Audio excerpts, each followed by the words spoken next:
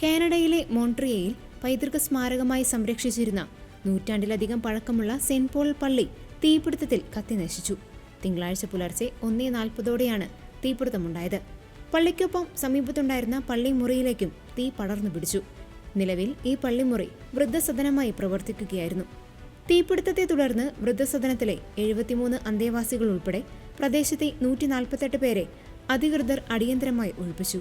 ആർക്കും പരിക്കുകൾ റിപ്പോർട്ട് ചെയ്തിട്ടില്ല. റെഡ് ക്രോസിന്റെ നേതൃത്വത്തിൽ ഒഴിപ്പിക്കപ്പെട്ടവർക്ക് ആവശ്യമായ സാധനങ്ങൾ നൽകി വരികയാണ്. 100-ലധികം അഗ്നിശമന സേനാ യൂണിറ്റുകൾ മണിക്കൂറുകളോളം പരിശ്രമിച്ചാണ് തീ നിയന്ത്രണ വിധേയമാക്കിയത്. 1910-11 കാലഘട്ടത്തിൽ നിർമ്മിക്കപ്പെട്ട ഈ ദേവാലയം മോൺട്രിയലിന്റെ വാസ്തുവിദ്യാ വിസ്മയങ്ങളിൽ ഒന്നായിരുന്നു. സിമന്റ് ഉപയോഗിച്ചുള്ള നൂതനമായ നിർമ്മാണ രീതിക്ക് പേരുകേട്ട ആർക്കിടെക്ട് ജോസഫ് ആർത്രൂ ഗോർഡിനാണ് ഇത് രൂപകൽപ്പന ചെയ്തത്.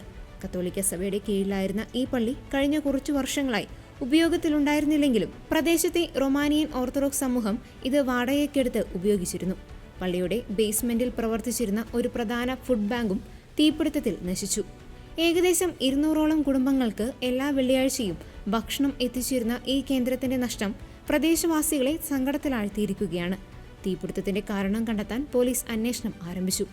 നഗരചരിത്രത്തിന്റെ ഭാഗമായ ഈ ദേവാലയം നഷ്ടപ്പെട്ടത് വലിയ ആഘാതമാണെന്ന് മോൺട്രിയൽ മേയർ വെറോണിക് ഫോർണിയർ പറഞ്ഞു.